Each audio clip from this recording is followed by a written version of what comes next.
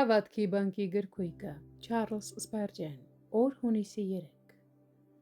Տեր Եհովան իմ զորությունն է, և իմ ոտները եղնիկների նման է անում, և ինձ իմ բարձր տեղերի վրա է մանածում։ Ամբակուկ 3:19 խոսք։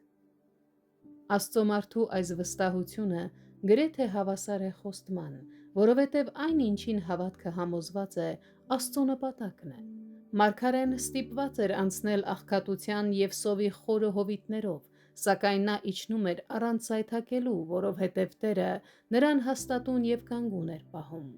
Ժամանակ անց նա կոչվեց բարձրանալու պայքարի բարձրունքները, և նա այլևս չէր վախենում վեր բարձրանալուց, ինչպես որ չէր վախենում իջնելուց։ Տերն էր նրան զորություն տալիս, ավելին, Եհովան ինքն էր նրա զորությունը։ Մտորիր այդ մասին, ով քրիստոնյա, Ամենակարող Աստվածը ինքն է դառնում մեր զորությունը։ Ինչպես տեսնում ենք, Տերը նրան նաև հաստատուն քայլվածք տվեց։ Եղնիկները ցատկում են ժայռերի և ապարաժների վրայով, երբեք չկորցնելով իրենց հնարանը։ Մեր Տերն էլ մեզ շնորհ կտա, որպեսզի պարտականության ամենադժվար ճանապարհները անցնենք առանց սայթաքելու։